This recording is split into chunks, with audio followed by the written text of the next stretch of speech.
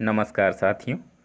इस audio lecture में हम चर्चा करेंगे कुंवर नारायण और उनकी कविता कविता के बहाने की। पहले कुंवर नारायण के विषय में थोड़ा सा देख लेते हैं। कुंवर नारायण का जन्म 19 सितंबर 1927 को उत्तर प्रदेश में हुआ था। इन्होंने 1950 के आसपास काव्य लेखन की शुरुआत की। कविताओं के अलावा इन्होंने समीक्षा और कहानियाँ भी लिखी, किंतु काव्य लेखन ही हावी रहा।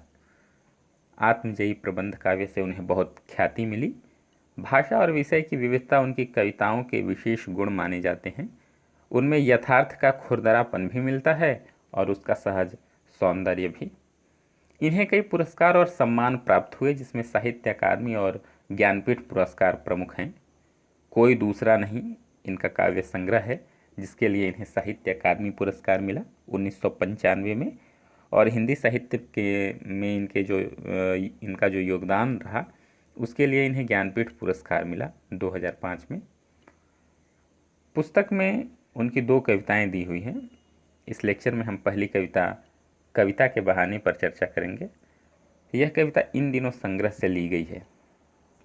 पहले हम पूरी कविता को पढ़ लेंगे, ज़्यादा लंबी नहीं है कविता, फिर इसे समझेंगे। कुंवर नारायण कविता के वजूद को लेकर आशंकित हैं। शक है कि यांत्रिकता के दबाव से कविता का अस्तित्व नहीं रहेगा। शहरीकरण और मशीनीकरण के युग में लोग काव्य और कवि सम्मेलनों से विमुख होते जा रहे हैं।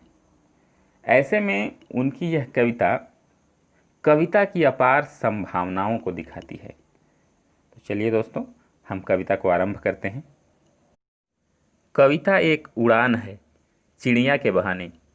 कविता की उड़ान भला चिड़िया क्या जाने। बाहर भीतर इस घर उस घर, कविता के पंख लगा उड़ने के माने। चिड़िया क्या जाने। कविता कल्पना की उड़ान है। कवि चिड़िया का उदाहरण भी देते हैं और उसके बाद कहते हैं कि चिड़िया की उड़ान सीमित है, लेकिन कल्पना की कोई सीमा नहीं। इस तरह कविता की उड़ान चिड़िया की उड़ान से कहीं आगे है।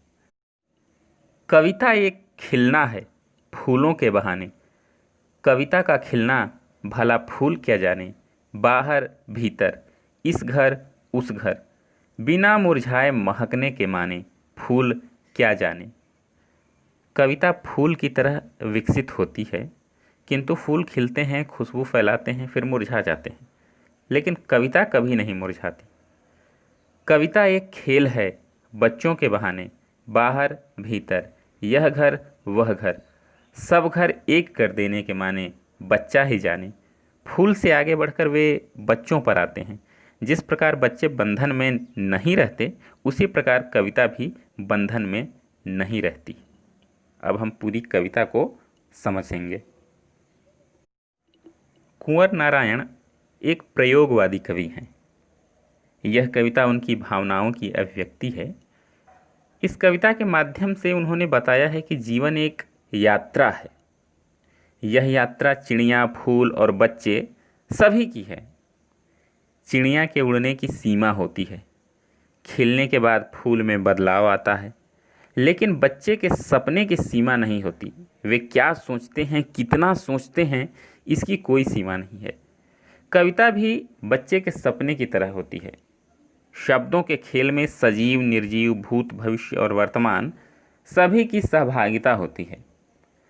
जहाँ रचनाओं का संसार है, वहाँ सीमाओं के बंधन टूट जाते हैं।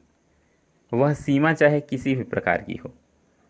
प्रकृति के स्वरूप बदलते रहते हैं, बच्चे के भविष्य भी बदलते रहते हैं, और उसी के अनुसार उसकी मनोवृत्ति और कल्पना की सीमा भी बदलती रहती है।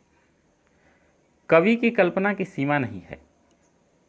यह कविता कल्पना है। कविता के द्वारा व्यक्ति कल्पना की उड़ान भरता है।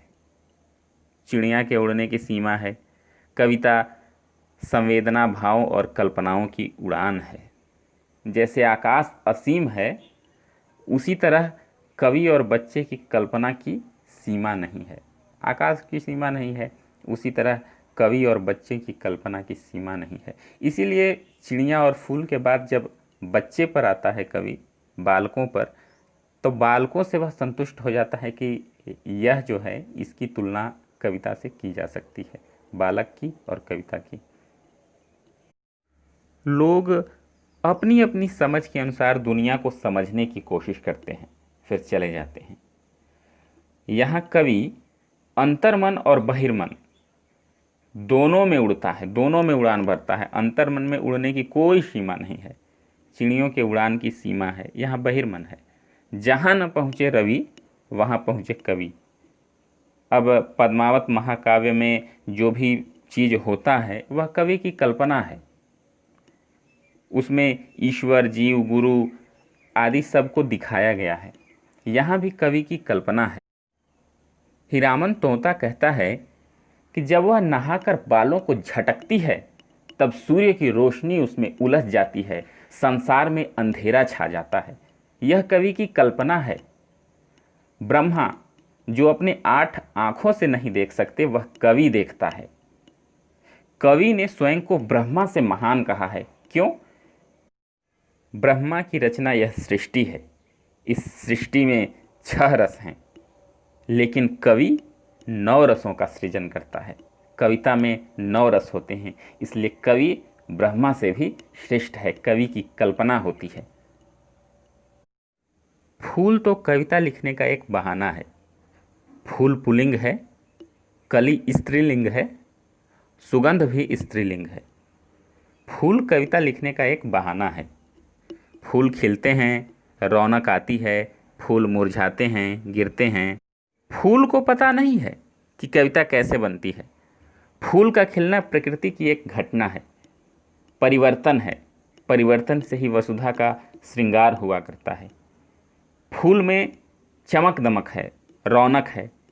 हर किसी के चमक दमक की अवस्था होती है। फूल की सीमा है, क्षेत्रफल है, उसका सुगंध चारों तरफ फैलता है, लेकिन मुरझा जाने के बाद उसे कोई नहीं पूछता। यह संसार का नियम है। जब तक चेहरा खिला है सब उसे पूछते हैं, चेहरा मुरझाने पर उसे कोई नहीं देखना चाहता। यशोधरा खंड काव्य मैथिली शरण गुप्त ने लिखा है। यशोधरा पत्नी थी बुद्ध की।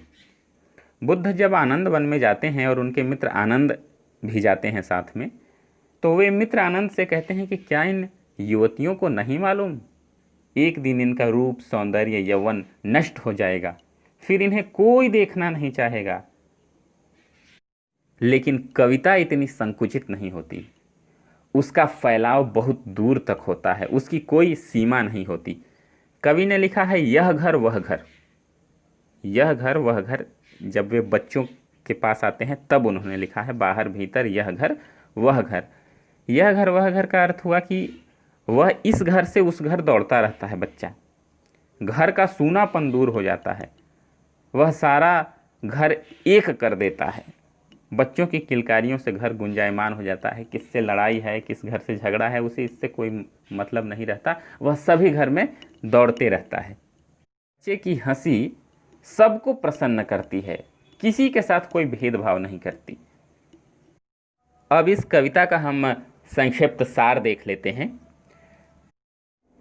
कविता में चिड़िया, फूल और बच्चों को समन्वित किया गया है। फूलों की खिलखिलाती दुनिया ससीम है, ससीम। लेकिन कवि के कल्पना के पंख असीम होते हैं, असीम। ससीम और असीम 2 शब्द हैं। बच्चे खेल खेल में किसी भी घर का, जाति का भेद नहीं रखते। उनमें अपने पराये का बोध नहीं होता। उसी प्रकार कवि की कल्पना सांसारिक बंधनों को तोड़कर, जाति, मजहब, भाषा की दीवारों को तोड़कर संसार में कदम रखता है। फूलों की तरह कवि की कविता भी चारों ओर अपनी सुगंध बिखेरती है। यह जो सुगंध है, शब्द, भाव, भाषा आदि के होते हैं, उनका एक अर्थ होता है। फूल क्षणिक होते हैं, जबकि कविता अमर होती है। साथियों, इस तरह हमारी यह कविता समाप्त होती है। धन्यवाद। जय हिंद।